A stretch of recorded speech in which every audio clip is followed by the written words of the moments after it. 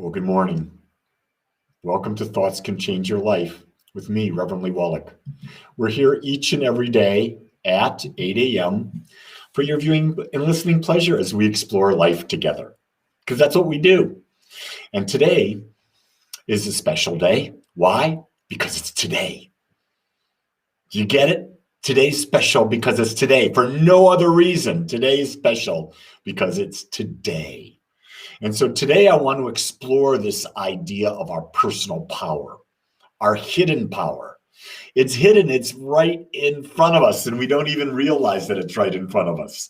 And that power is letting go of the need for other people's approval and realize that the only approval we need is that which is within us, our approval of ourselves. Do you get that? The approval of ourselves. Realizing no one else knows what's right for you. No one knows what's right for you but you. So why would you seek someone else's approval? That just doesn't make sense. You know, I've been listening to one of my favorite teachers of all time, and that's Jim Rohn. He's no longer with us. He's made his transition, but the man had a lot to say. He says, when people come up to you and they do crazy things, don't ask why. You know why you don't ask why? Because you're never going to know. Do you know why people are the way they are? Because. That's how he would say it. Because that's how they are. You don't need to know anymore. If you don't get along with someone, you just don't get along with them. Don't worry about it. Move on. Find someone you get along with. Isn't that an interesting philosophy? Don't try to drag that which has left you back into the now. Don't try to drag anyone else with you into the now. Here's the key. You be in the now. You choose to be in the now. Right here, in this moment, you be present, hearing what you need to hear, what you desire to know. Not what someone else wants you to know. Don't do something for someone else. Do what's best for you. That's what I call rebirthing. Rebirthing is refocusing oneself on what one truly matters. What truly matters. Yesterday I had a great day. One of my busiest days in a long time. Great day, though, because I got to do my values workshop with 12 people from around the country. And they got to figure out what was it that was most important in their life. And once you understand what's important in your life, then you put all of your juice, all of your focus on it, because it's what matters to you. Now, if you make a decision that you want to change what matters to you, here's what you do. You find a lot of big reasons why. You find the benefits. Because once you understand the benefits of why something's important, you're going to do it. I love to teach. Why? Here's what I love to teach. Number one, I get to share. But even more importantly, when I teach, I learn deeper. Do you get that? I learn deeper. I get it at a deeper level. The more I teach something, the more I speak about something, the deeper I get it, which means I become more powerful. I become more clear. So you say, well, Lee, you're doing this for others. I said, no. I'm doing it for myself, and then I'm sharing it with others. You see, I realize that if I don't nurture myself, I can't support anyone else. Yesterday, I did a memorial service for a beautiful woman that used to come to Agape. And I really came to the understanding how life is short and how every moment is precious. And we waste it worrying about things we have no control over. Isn't that a fascinating thing? Every moment is precious. Why would we waste it on things that are not that important to us? Why would we waste our time worrying about what someone else would think? Why?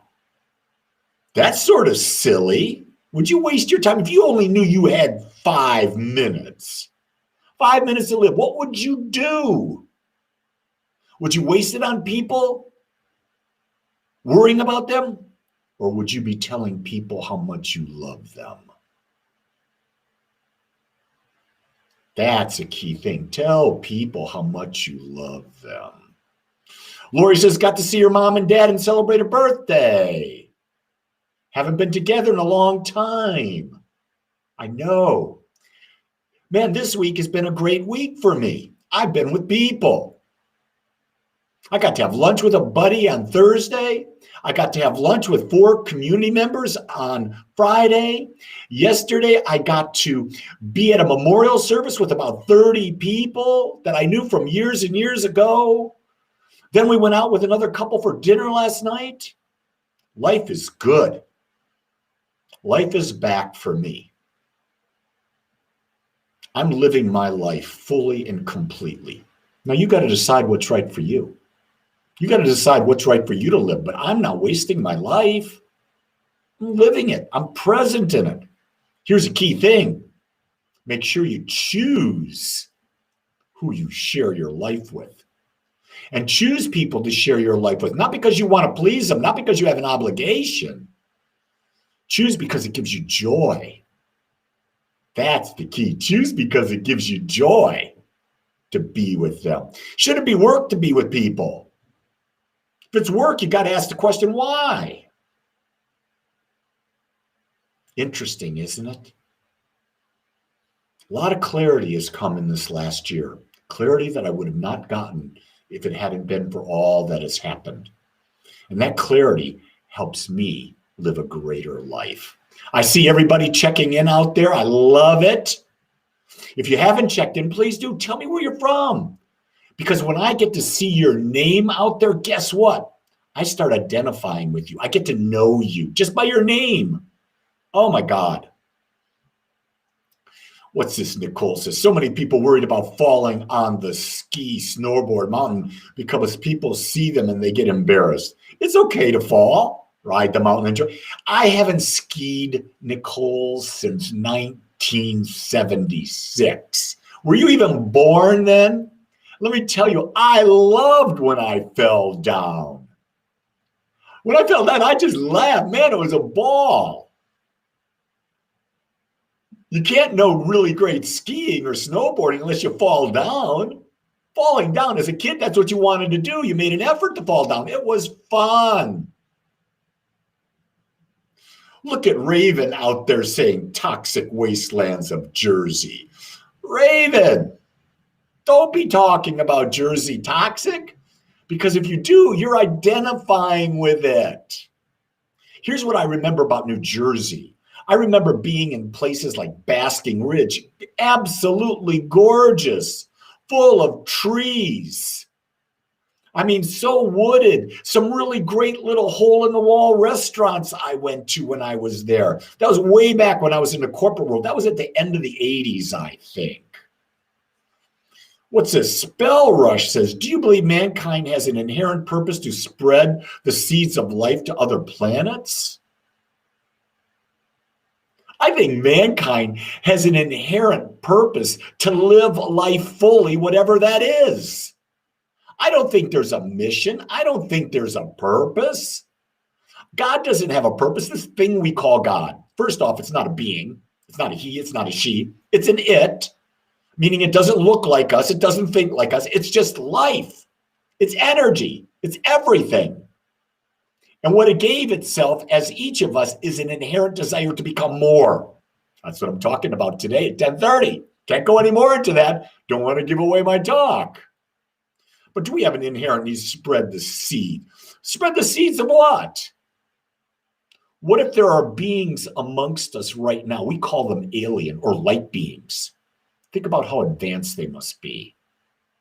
Think about the consciousness they must have. And we fear them. We fear aliens because we've been taught to fear aliens. What if they were just here to guide us to a greater sense of awareness? I just ask you to think about things differently. Stop buying into things. Whenever you hear fear out there, that should be a real key thing for you. Don't buy into the fear, because fear is for one purpose: to manipulate us. Unless There's a lion in front of you. There's a lion in front of you. Get away from the lion. Let me tell you that. Kavita says, I have a friend with great qualities with whom I always have to do all the work. I had to decide if it was worth. Ultimately, I stopped doing the work and the friendship ended. Yeah, because why? Life is always in circle.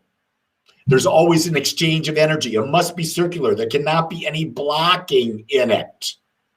Not can be any blocking in it. And if you're in a relationship and it's a one-sided relationship, here's the key. You don't have to end it. Just stop putting energy into it. It'll disappear. Because it's one-sided. And when one stops the energy, there's no more to it. Pretty simple. You're describing the path to self-actualization. Yes, I am, Kenny. You've been listening. Self-actualization is self-awareness. It's realizing that you're having a human experience. You're having it in this body, in this ego, but you're so much more than that.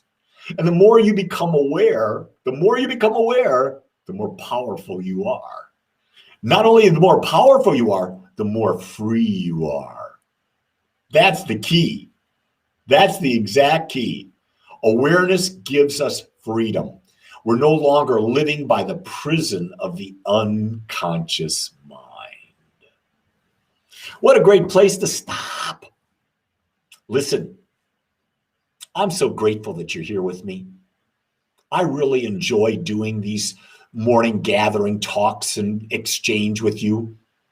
And I really want to invite you to start thinking. And when we have these talks every day at 8 a.m. Central Time, write your questions in the comments. Give me your feedback. Because if you can give me your feedback, I can really take us to another level. Because then I know what you're asking, but I don't know what you're asking unless you tell me. So with that, you go create a great day. I'll be on again at 10:30 doing my Sunday celebration service.